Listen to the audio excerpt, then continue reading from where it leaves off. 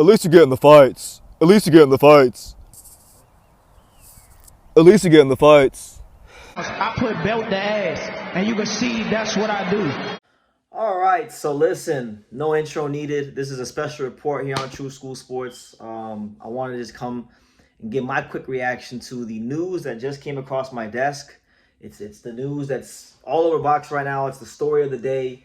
You have Dmitry Bivol. Now, like you guys know, your boy BT, True School Sports, we love some Dmitry Bivol. Dmitry Bivol holds a special place in True School Sports history, in True School Sports lore. I mean, he is the guy that gave us the great phrase on this channel of Canelo exposed by Bivol, right? We would have had that if he didn't absolutely box a masterpiece type of a fight against Canelo when he fought him, right? But he's not the kind of fighter that I would ever expect to duck a fight.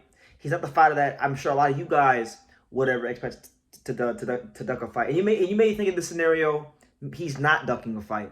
But for me, as far as I'm concerned, if it looks like a duck, it talks like a duck, and it moves like a duck, it's a duck. Dmitry Bivol just ducked Benavidez, and he vacated the WBC title. He didn't even allow the fight to go to a person with Benavidez, who was the rightful #1 contender. And here we go again. We've seen this movie before, Benavidez. He was a #1 contender at 168. He couldn't get the fight with Canelo for all those years. Albeit, just to be fair, he did have his weight issues and drug problems, which kind of put him in that position. But he still was winning and kicking ass, and was still right there to get the fight. And Canelo has shown time and time again he never wanted to give it to him at 168, right? Now, Bivol, this is a bit of a different situation, and this is why I've always told you guys. And I feel like when it comes to this particular subject in boxing, I'm allowed to talk my shit. I'm allowed to say whatever I want, because I stuck my neck out there for boxing and for the boxing fans when it wasn't popular to do.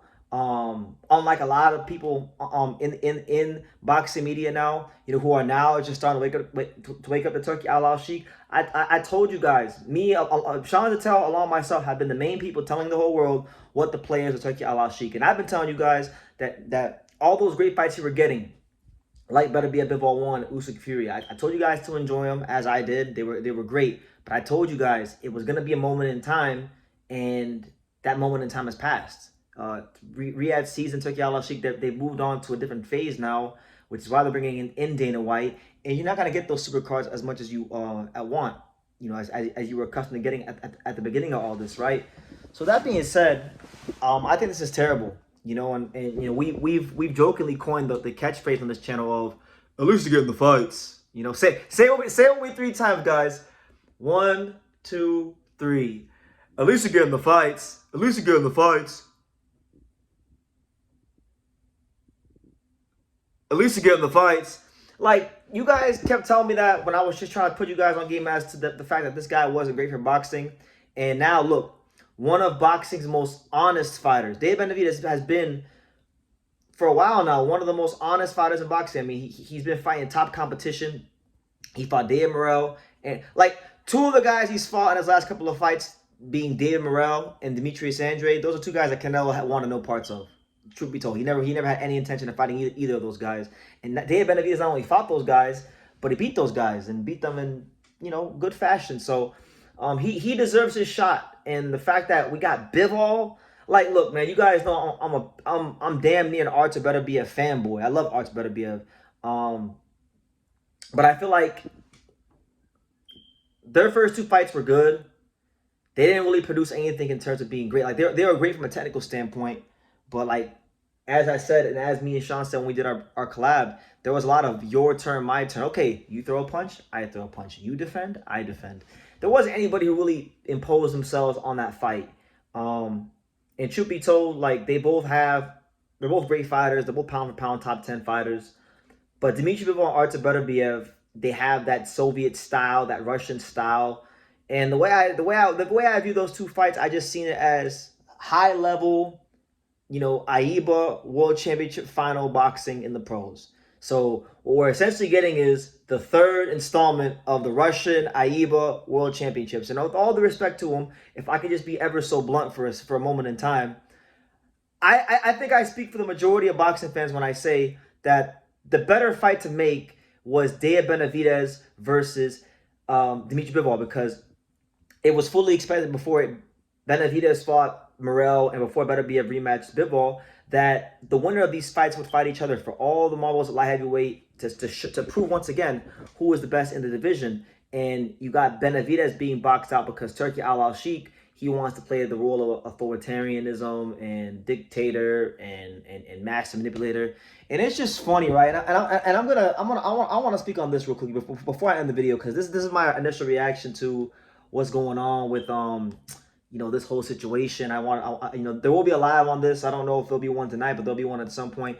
I want to just run through this real quickly, guys, because I feel like now more than ever I'm being justified. Anybody who's been skeptical of Turkey is being justified, because when you look at it, in the last week or so, we've had 4 different things that have happened in boxing that have kind of shown Turkey to not be who a lot of you got. A lot of people were claiming him to be the savior of boxing. He's not the savior of boxing. And I told you guys, I don't believe in a savior of boxing. I believe in good competition in the marketplace, but I don't believe in a savior of boxing as he was postured to be. You got the Nevada Box Hall of Fame, bending over backwards, putting him in the Hall of Fame. He ain't even really did shit. But look, in the last week or so, you have Bivol vacating the belt, right? You have Bivol vacating the belt.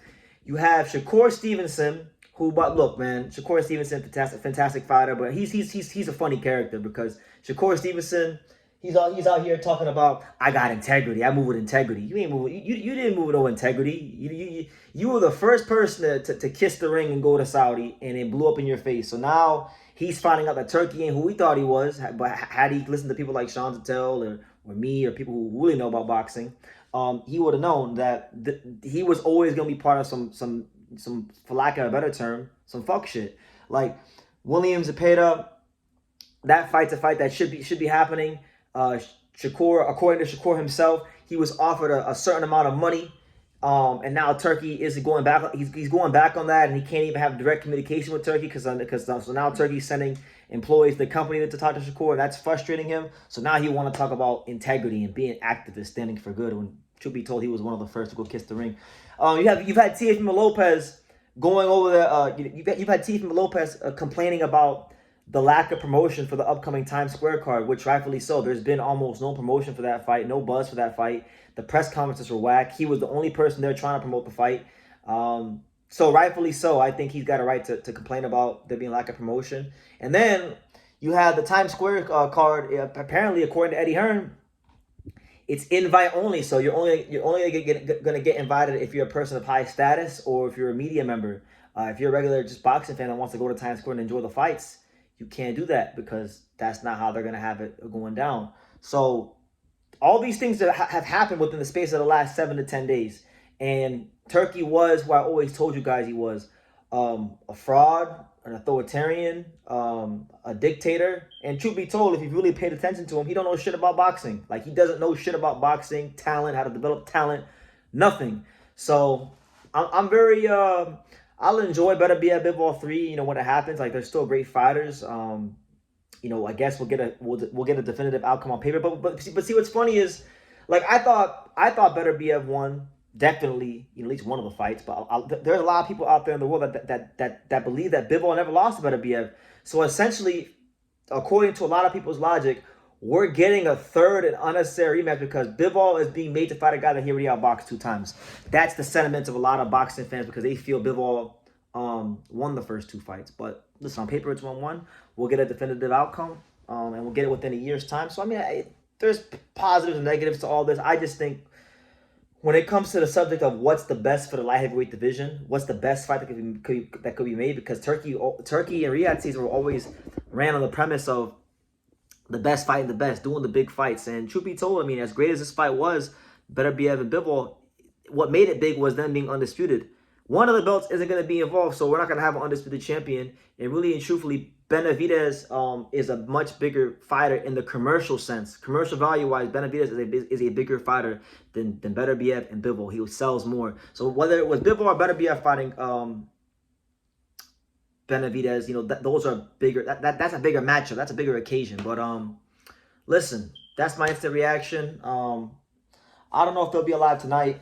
Might just take it easy again because I'm still burnt out from Saturday, and not really feeling well. So maybe tomorrow we'll talk more about this. But I wanted to get this out there and just say what I had to say, because a lot of people have gotten these comments over the last 7 to 8 months, 9 months, however long, and they've been talking about, at least you get in the fights, BT. Why aren't you a boxing fan? Yes, I'm such a boxing fan. I love boxing so much, people, that I actually tell the truth about this shit, even when I don't want to. I don't want to talk about this shit. I want to talk about the fights. I want to talk about Benavidez versus Bivol, but we have to cover this because these are the things that are affecting our sport, and a lot of people just don't know how to be real about anything. So, you gotta have BT talk the truth. But you guys leave your comments down below. What do you guys think? Take the time to subscribe. And like I say in every single one of these videos, you can love me or you can hate me, but I'm just a kid from Dania. So until next time, take care, guys. Thank you for watching another video on the untouchable True School Sports Empire.